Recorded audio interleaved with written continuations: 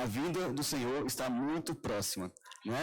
E o tema do Homem Diário, preparar o material para a edificação.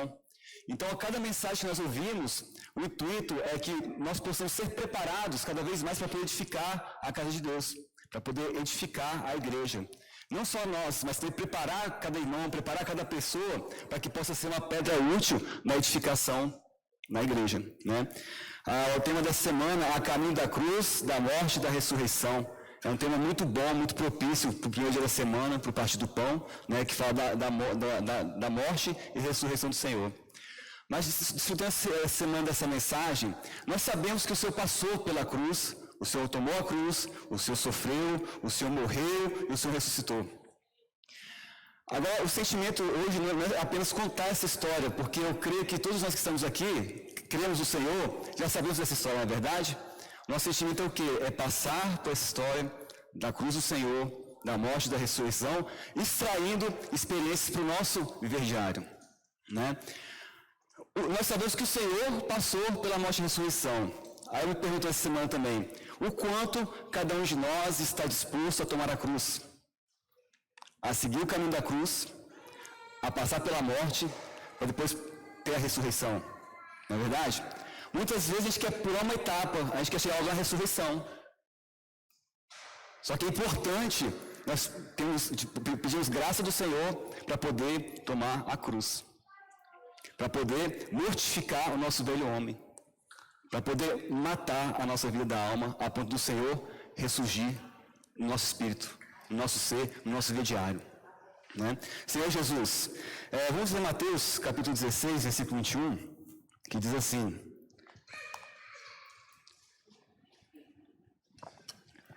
Mateus capítulo 16, versículo 21. Desde esse tempo, começou Jesus Cristo a mostrar a seus discípulos que lhe era necessário seguir para Jerusalém e sofrer muitas coisas dos anciãos, dos principais sacerdotes e dos escribas, ser morto e ressuscitado no terceiro dia.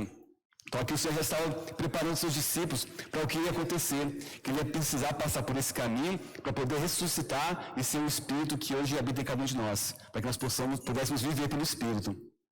O início dessa trajetória do Senhor foi na ceia, né, que tem Mateus, capítulo 26.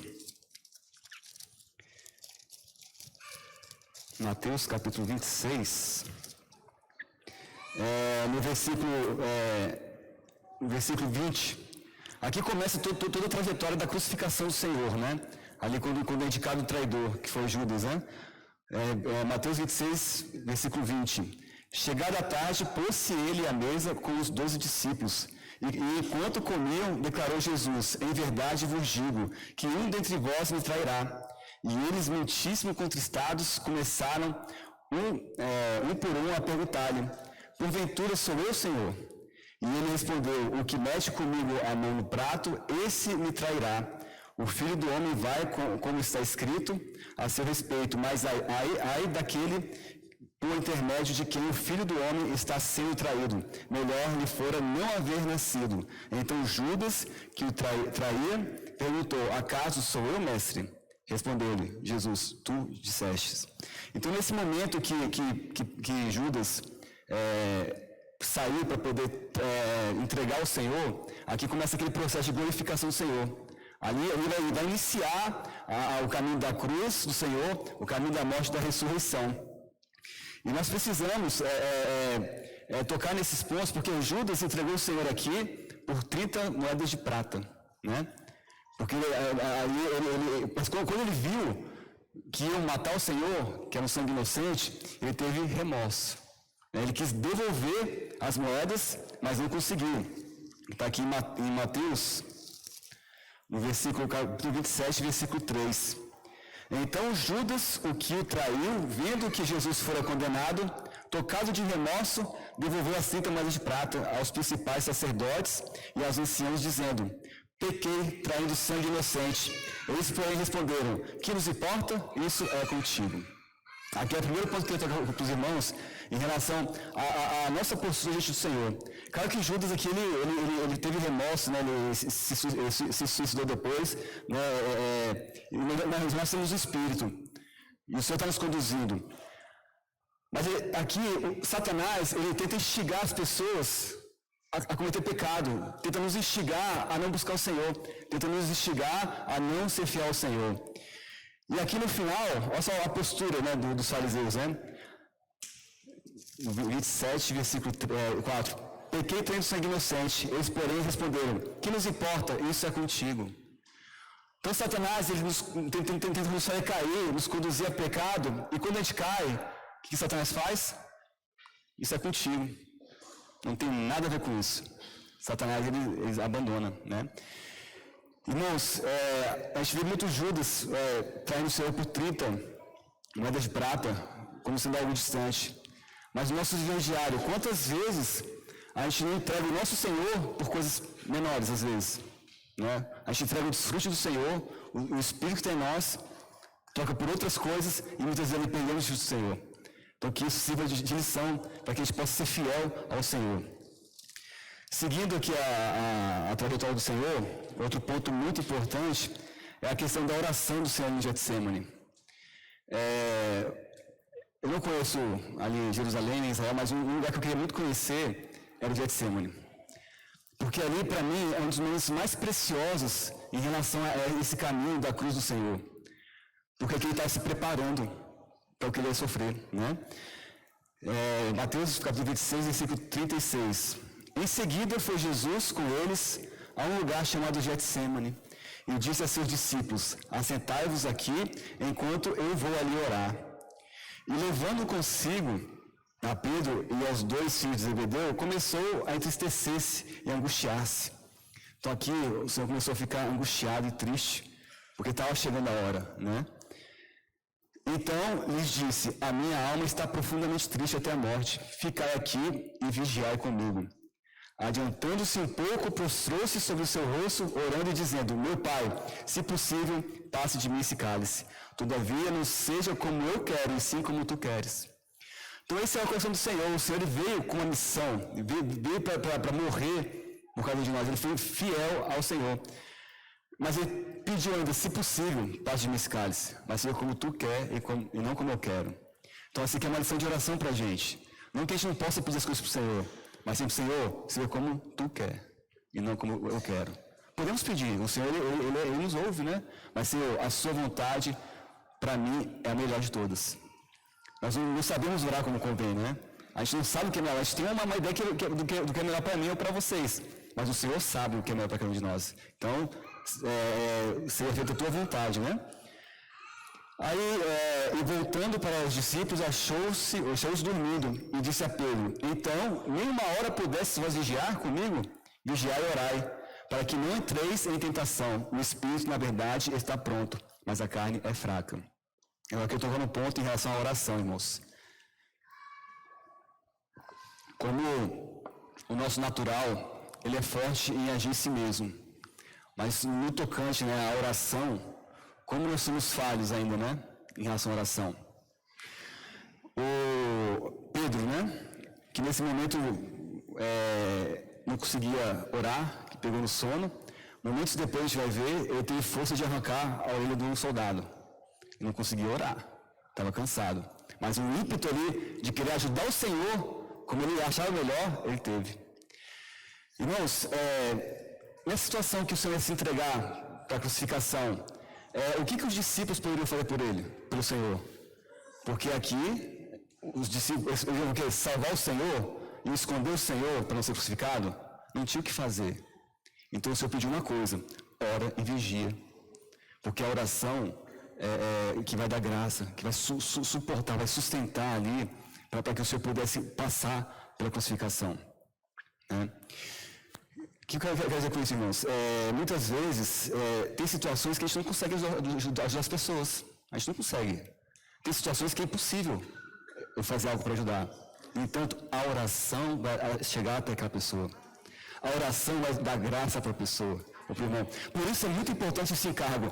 Posso orar por você? Irmãos, a gente não tem muitas vezes força física ou financeira de ajudar todos. Mas a oração é gratuita. Já perceberam que em todas as igrejas, a reunião que tem menos pessoas é a reunião de oração? Né? Então, eu considero nessa semana, em relação à nossa reunião de oração na Igreja do Gama, ela é 6 horas da manhã. 6 horas da manhã, às vezes é um horário difícil por vários motivos, né? Tem alguns que têm dificuldade de acordar cedo, outros estão se arrumando para ir para o trabalho, outros estão arrumando os filhos para ir para o colégio. Mas o que impede cada irmão de pegar aqueles itens que é colocado no grupo, de orar depois, orar mais cedo? Quantas vezes nós fazemos isso durante a semana? Mesmo sem poder estar na reunião de oração, pegar aqueles itens ali que é colocado e orar, focado nesses itens. Não é verdade? Nada nos impede. É uma questão de crer. A oração, irmãos, é uma questão de muita fé, porque a gente se tranca no quarto para conversar com o Senhor. Só que não é uma conversa com outra pessoa, né? Que a gente fala e ouve. Tem uma conversa, tem uma interação. A oração é uma questão de fé. É estar no quarto, orando, sabendo que o Senhor está te ouvindo. É uma questão de fé. Por isso é muito importante a oração. Então aqui, os discípulos, eles não conseguiriam ficar acordados, né? E aí o Senhor fala para eles: vigiai e orai, para que não entreis em tentação. O espírito, na verdade, está pronto, mas a carne é fraca. O espírito está pronto. A questão da carne ser fraca, a gente não quer fazer a vontade de Deus muitas vezes. A gente quer encontrar o prazer para nós mesmos, né?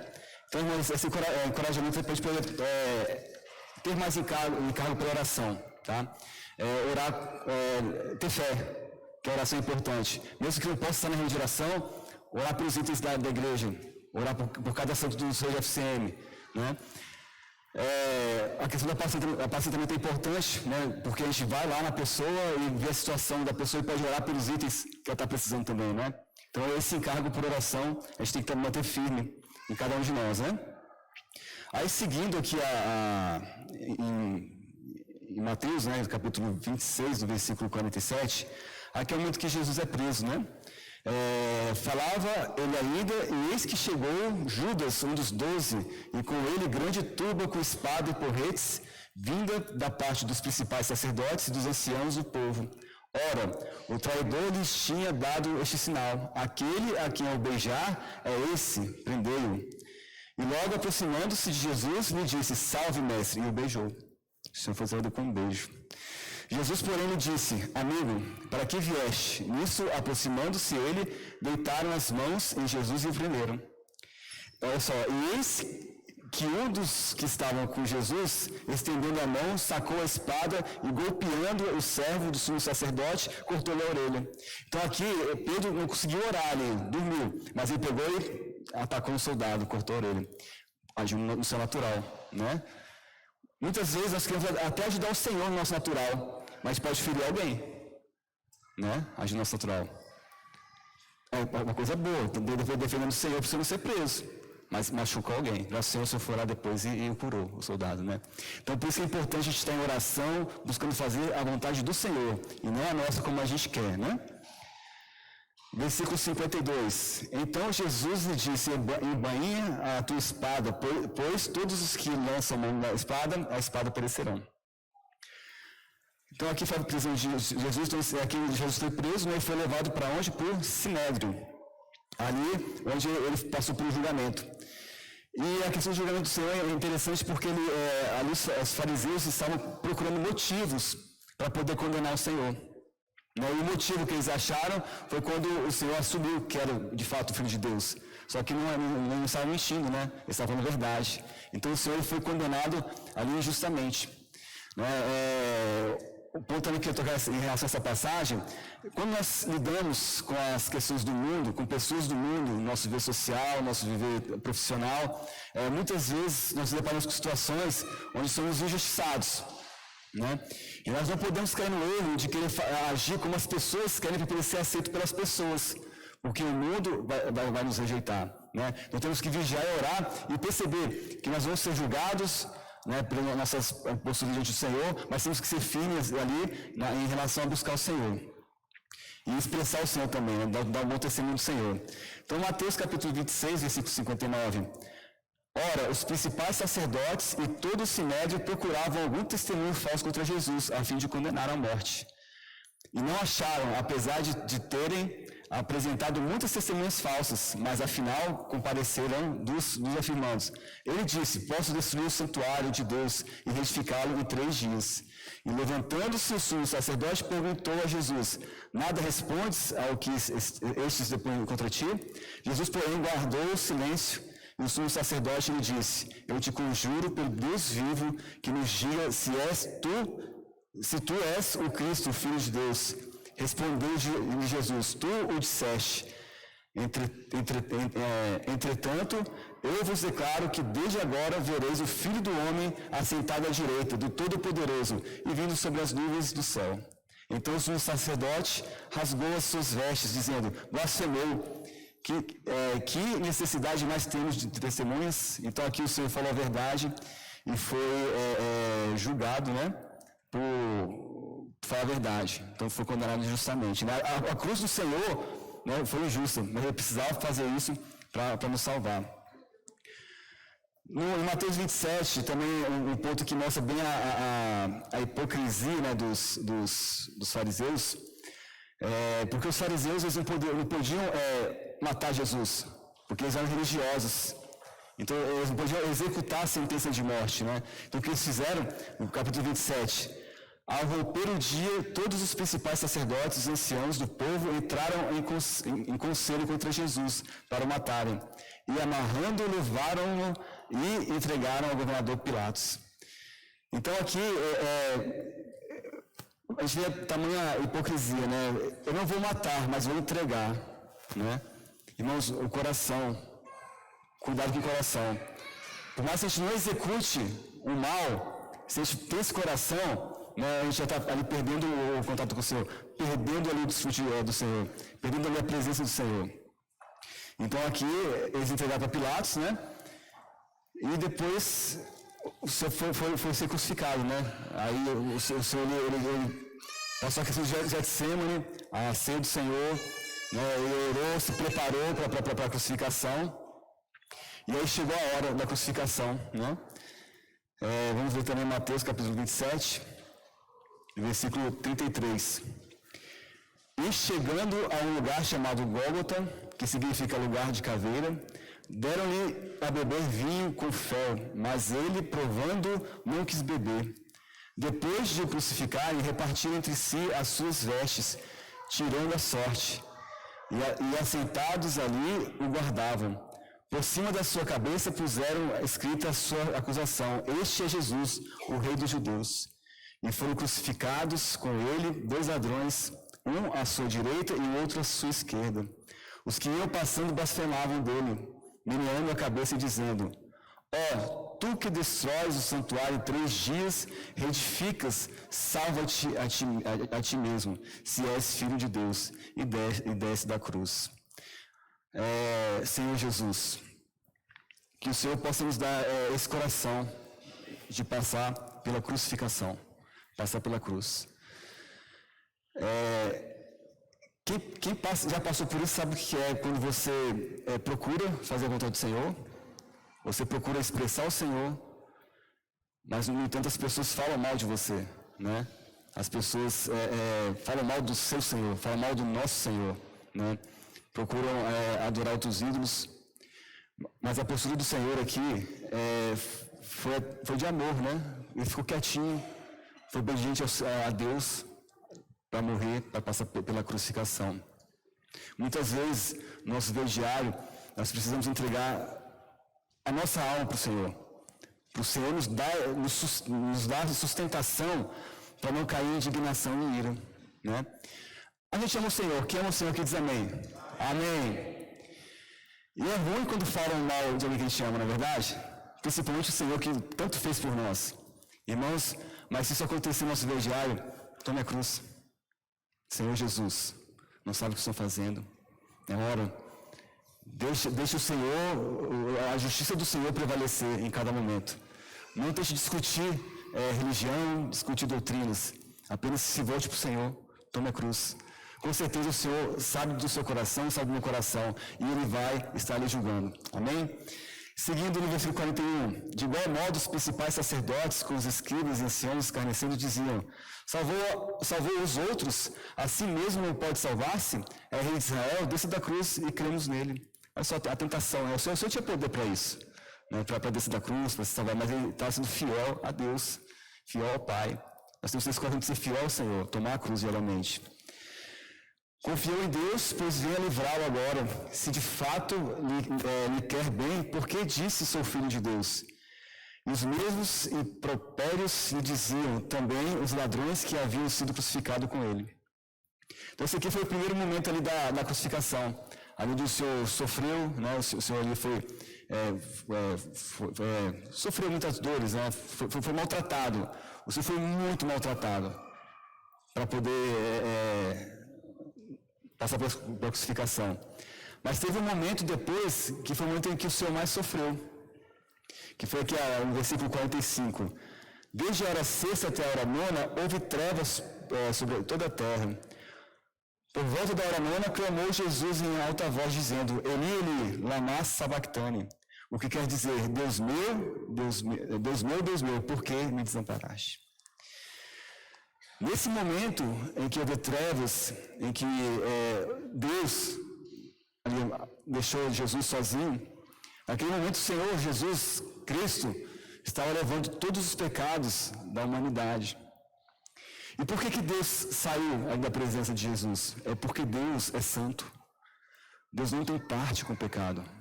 Deus não pode estar junto com o pecado. Então nesse momento Cristo ficou ali sozinho, que foi o momento mais sofrido para ele. Né?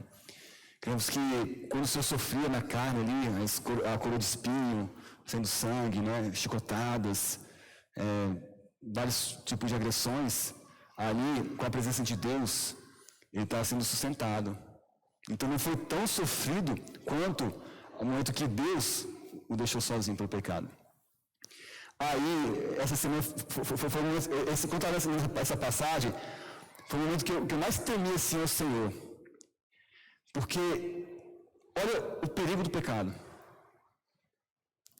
Deus não pode ser um com o pecado. Quando nós pecamos, nesse momento a gente perde a dependência de Deus. Né? Lógico que hoje a gente sabe que está em 1 João, nós temos o sangue do Senhor, temos o advogado junto ao Pai, que é Cristo, que morreu por cada um de nós, que nós podemos ali clamar pelo sangue do Senhor, nos arrepender, se achegar novamente ao Santo dos Santos, ter aquela comunhão boa com o Senhor. No entanto, esse momento que ocorre o pecado, que a gente pede a presença, é um dano muito grande, né? Nós nos afastamos de Deus, temos que ir ali buscar o sangue, retomar ali a comunhão com o Senhor. Por isso que, irmãos, temos que orar e vigiar, porque o Espírito está pronto, mas a carne é fraca. E nós estamos no momento da aurora, né? No momento que o Senhor está para aparecer. Não podemos dar margem para cometer pecados de uma forma leviana, de uma forma qualquer. Devemos vigiar o nosso andar diário, nosso viver diário. Claro que nós somos falhos, nós ainda não estamos prontos ainda não estamos com o Senhor ainda, né, para sempre, mas o Senhor está no nosso espírito, e cometemos erros. Erros é normal cometer, temos o sangue do Senhor, mas não levar de qualquer jeito. Né? Não ser um cristão de reunião apenas, ou de alguns momentos. Né? Ser um cristão ali genuíno, que ama o Senhor, que busca o Senhor e que valoriza a morte do Senhor. Né? Não é ser um cristão apenas do partir do pão.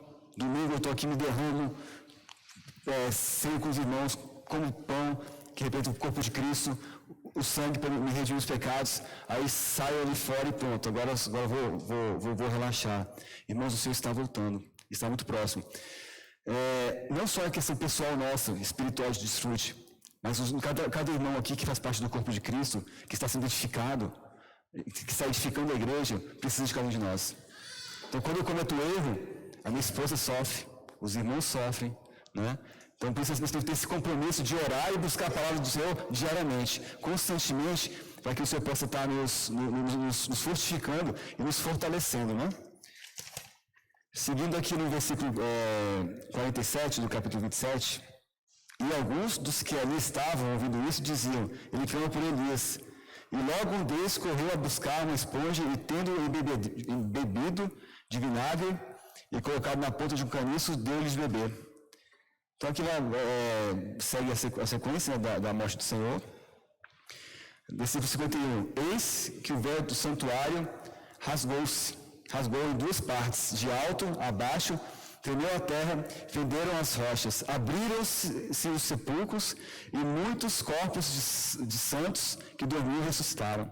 E saindo dos sepulcros, depois da ressurreição de Jesus, entraram na cidade santa e apareceram a muitos.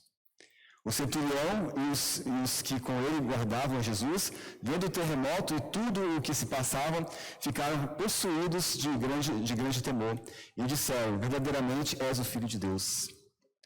Amém. Então aqui no momento da morte do Senhor, né, houve esse terremoto e foi rasgado ali o véu do santuário, que é o que separava ali o santo lugar do Santo dos Santos. Isso quer dizer o que para a gente hoje? Na morte do Senhor, o nosso acesso ao Santo dos Santos, ou seja, o nosso acesso a estar no Espírito, a ter comunhão com o Senhor, foi aberto. Hoje nós temos livre acesso à comunhão com o Senhor. Né? Enquanto um tempo atrás não era assim, hoje nós temos esse livre acesso de poder estar ali em comunhão com o Senhor. Amém? Mas aleluia que o Senhor não ficou só nessa fase da morte, né? O Senhor ele foi crucificado, morreu, mas o Senhor ele ressuscitou. O Senhor ele ressuscitou, irmãos. Amém?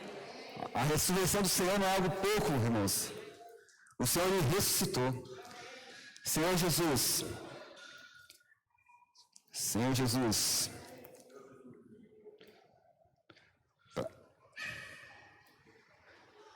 Vamos ler a ressurreição, vamos ler João, capítulo 20.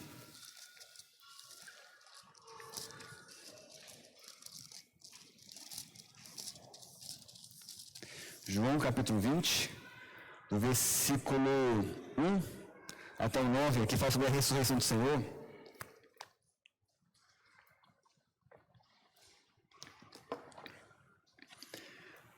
No primeiro dia da semana, Maria Madalena foi ao sepulcro de madrugada, sendo ele escuro, e viu que a pedra estava removida.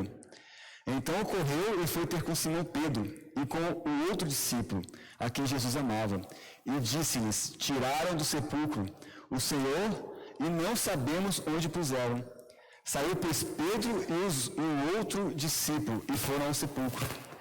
Ambos corriam juntos, mas o outro discípulo correu mais depressa do que Pedro, e chegou primeiro ao sepulcro. E, abaixando-se, viu os lençóis de linho, todavia não entrou. Então Simão Pedro, seguindo, chegou e entrou no sepulcro. Ele também viu os lençóis. E o lenço que estivera sobre a cabeça de Jesus, e que não estava com os lençóis, mas deixando num lugar à parte. Então entrou também o outro discípulo, que chegara primeiro ao sepulcro, e viu e creu. Pois ainda não tinham compreendido a Escritura, que era necessário ressuscitar ele dentre os mortos. E voltaram os discípulos outra vez para casa. Destacar essa questão da ressurreição do Senhor, né? Quando os discípulos chegaram ali no sepulcro, viu que estava aberto e que o Senhor não estava mais ali, eles creram que o Senhor havia ressuscitado. Por que eu falei assim, o Senhor ressuscitou, amém, né? O Senhor ressuscitou, amém. Temos que ser mais firmes na ressurreição do Senhor. Olha só o que aconteceu aqui no versículo 10, versículo 9 e 10, no capítulo 20. Pois ainda não tinham compreendido a Escritura, que era necessário ressuscitar ele dentre os mortos, e voltaram os discípulos outra vez para casa. A postura dos discípulos aqui não foi como de aqui Maria Madalena, que ficou ali no sepulcro esperando. Os discípulos, o Senhor ressuscitou e voltaram para casa. Não ficaram ali em estado de alerta, vigiando, esperando ali a aparição do Senhor. Com o espírito de alerta, o espírito vigilante, porque o Senhor ressuscitou, o seu espírito que está em caminho de nós. Então nós temos que vigiar a todo instante. Né? A gente partiu para hoje, primeiro da semana, o Senhor ressuscitou, aleluia, o Senhor ressuscitou. Agora eu vou voltar para casa, para a minha vida cotidiana sem o Senhor. Nós não podemos ter essa postura de simplesmente crer no Senhor e depois levar de qualquer jeito a vida. Temos que crer no Senhor, mas voltar para casa vigilante. Voltar para casa invocando o Senhor. Voltar para casa desfrutando do Senhor. Orando a palavra, cantando hinos, né? Senhor Jesus, seguindo aqui o versículo 11, Maria Entretanto, permanecia junto à entrada do túmulo, chorando. Enquanto chorava, abaixou-se e olhou para dentro do túmulo. E viu 2 anjos, vestidos de branco, sentados onde o corpo de Jesus fora posto. Um à cabeceira e o outro aos pés. Então eles lhe perguntaram: mulher, por que choras? Ela lhes respondeu: porque levaram o meu Senhor e não sei onde puseram. A postura de Maria foi de ficar ali, permaneceu ali, queria ver o Senhor. O Senhor ressuscitou, mas eu quero ver o Senhor. Não voltou para casa, ficou ali, vigilante, querendo ver o Senhor. Tendo dito isso, voltou-se para trás e viu Jesus em pé, mas não o reconheceu que era Jesus. Perguntou-lhe Jesus: mulher, por que choras? A que procuras? Ela, supondo ser ele o jardineiro, respondeu: Senhor, se tu tiraste, dize-me onde o puseste, e eu o levarei. Disse Jesus: Maria. Ela, voltando-se, lhe disse em hebraico: Rabone, que quer dizer mestre. Então, nesse momento aqui, Maria ouviu a voz de Jesus e reconheceu quem era. Mas recomendou Jesus: não me detenhas, porque ainda não subi para meu Pai, mas vai ter com os meus irmãos, e diz-lhes: subo para meu Pai e vosso Pai, para meu Deus e vosso Deus. Aqui nesse momento foi a primeira ascensão do Senhor. Quem tinha que desfrutar da ressurreição do Senhor em primeiro lugar era Deus. Deus desfrutou primeiramente da ressurreição do Senhor. Maria que não podia tocar no Senhor naquele momento. Não era a hora ainda. Deus queria desfrutar do Senhor. E aqui, olha que momento mais precioso. Aqui.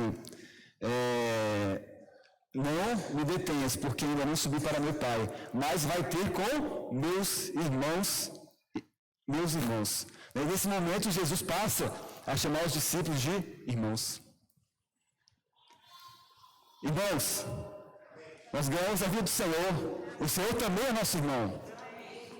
O Senhor é nosso Deus e nosso irmão. Hoje somos irmãos do Senhor. O Senhor é nosso irmão mais velho, que cuida de nós. Um irmão que verdadeiramente cuida de nós. Que está à nossa disposição na hora que nós precisarmos. Um irmão que nos fala a verdade. Um irmão que nos fala com clareza. Um irmão que nos adverte. Um irmão que nos ensina. Um irmão que nos guarda, que nos ama.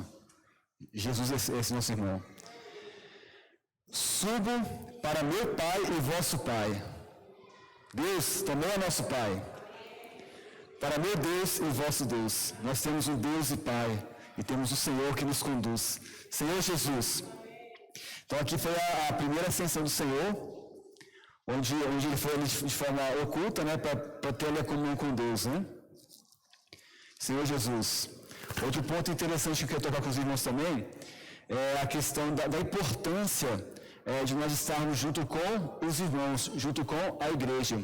Porque aqui teve alguns um dos apóstolos, Tomé, que ele a princípio não creu, né, na ressurreição do Senhor. Em João capítulo 20, no versículo 24, ora, Tomé, um dos 12, chamado Dídimo, não estava com eles quando veio Jesus. Disse-lhe então aos outros discípulos: vimos o Senhor. Mas ele respondeu: se eu não vir nas suas mãos o sinal dos cravos, e ali não puser o dedo, e não puser a mão no seu lado, de modo algum acreditarei. Então, como ele não viu ali a aparição do Senhor, então a gente vai ver daqui a pouco, como ele não viu a aparição do Senhor, ele não cria que o Senhor tinha ressuscitado. Muitas vezes, se nós não ficarmos atentos, não tivermos as reuniões, não estudamos a palavra do Senhor, muitas coisas a gente vai duvidar. Tem cristãos ainda que acham que o Senhor vai demorar a voltar. Por que será? Muitas vezes não está junto com a igreja, não está ouvindo a palavra, não está ouvindo as mensagens, não está lendo a Bíblia, e está indo de qualquer jeito, achando que o Senhor não vai voltar tão cedo. Mas nós somos aqueles que andamos com a igreja, andamos com os irmãos e estamos sabendo que o Senhor está prestes a voltar. O momento está próximo e por isso nós estamos vigiando, né? Voltando um pouco então em João capítulo 20, versículo 19, aqui o Senhor ele apareceu para os discípulos. Ao cair da tarde daquele dia, o primeiro da semana, trancadas as portas da casa onde estavam, os discípulos com medo dos judeus, viu Jesus, pôs no meio e disse: paz seja convosco. Aqui os discípulos estavam trancados aqui na casa, com medo da perseguição, né? E o Senhor simplesmente apareceu. Ele não entrou pela porta, ele apareceu. Aqui o Senhor já queria mostrar para os discípulos que ele se tornou um Espírito, para estar para sempre com os discípulos. Está a todo momento com os discípulos. E hoje o Senhor é esse Espírito que está conosco. Temos que crer nisso, irmãos. Crer a todo instante que o Senhor está conosco. Senhor Jesus. Seguindo aqui em João, capítulo 20, no versículo 26. Passados 8 dias, estavam outra vez ali reunidos os seus discípulos, e Tomé com eles. Estando as portas trancadas, veio Jesus, pôs-se no meio deles, e disse-lhes: paz convosco. E logo disse Tomé: põe aqui o dedo e vê as minhas... disse a Tomé: põe aqui o dedo e vê as minhas mãos. Chega também a mão e põe-na no meu lado. Não sejais incrédulos, mas crente. Versículo 28, respondeu-lhe Tomé: Senhor, meu Deus, meu. Disse Jesus: porque viste, creste. Bem-aventurado os que não viram e creram. Oh, Senhor Jesus. Nós somos esses bem-aventurados, irmãos. A gente não viu ali as chagas do Senhor, a gente não tocou. Mas o Senhor, por sua infinita misericórdia, nos deu essa graça de crer no Senhor. Nós hoje cremos na morte e na ressurreição do Senhor. Senhor Jesus. Depois da ressurreição, né, o Senhor ele teve a sua ascensão. Vamos ler em Mateus, ou em Atos. Agora vamos para Atos. Atos capítulo 1, versículo 2. Versículo 1 e 2. Escrevi o primeiro livro, ó Teófilo, relatando todas as coisas que Jesus começou a fazer e a ensinar, até o dia em que, depois de haver dado mandamentos, por intermédio do Espírito Santo, aos apóstolos que escolheram, foi elevado às alturas. A estes também, depois de ter padecido, se apresentou vivo, com muitas provas incontestáveis, aparecendo-lhes durante 40 dias e falando das coisas concernentes ao reino de Deus. Então, depois que o Senhor, ele não ficou um tempo ali, quando disse com os apóstolos, ele ensinando, né, ali as coisas referentes ao reino. Vamos para o versículo 10, do capítulo 1. E estando eles com os olhos fitos no céu, enquanto Jesus subia, eis que 2 varões vestidos de branco se puseram ao lado deles. E lhes disseram: varões galileus, por que estáis olhando para as alturas? Esse Jesus, que dentre vós foi assunto ao céu, virá do modo com que viste subir. Então, da mesma forma que o Senhor subiu aos céus, depois de passar pela sua morte, pela crucificação, pela ressurreição, ele subiu ao céu, mas ele também vai voltar. E essa volta do Senhor que nós tanto aguardamos e almejamos hoje. Amém? Então, esse foi o caminho da crucificação do Senhor, da morte e da ressurreição. Mas o que eu quero passar para os irmãos em relação ao nosso viver, como eu falei no início, é o quanto nós estamos dispostos, como está a nossa disposição para passar pelo caminho da cruz, da morte e da ressurreição. Né? Uma ressurreição sem morte é estranho, né? Porque o seu natural está ali ainda. O seu natural precisa morrer. Então precisamos ter esse coração de passar por esse caminho que o Senhor passou. E quem consegue passar por esse caminho? Senhor Jesus. O Senhor passa por esse caminho por nós. Nós devemos rogar ao Senhor essa graça para poder passar pela cruz. Oração. Temos que orar e vigiar. É um bom começo para a crucificação, para mortificar nosso velho homem. Está com sono? Está com preguiça? Começa a matar o natural. Ora ao Senhor. Senhor Jesus, cheguei tarde do trabalho, estou cansado. Mas muitas vezes eu tenho disposição para muitas coisas, mas a oração não. Tem algo errado, não tem, irmãos?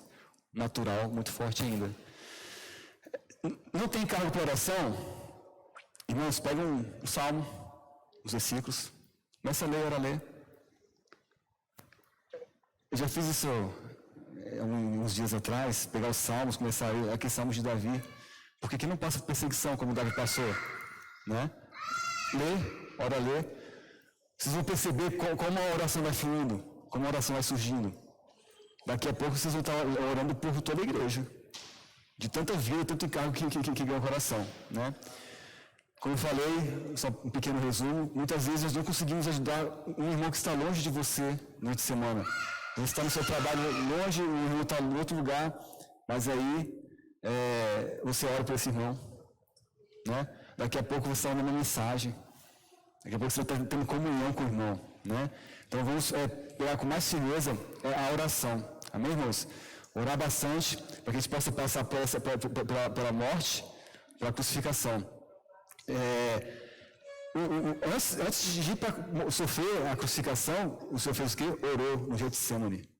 Orou e orou muito. Ficou ansioso, aflito, orou muito porque sabia que ia passar.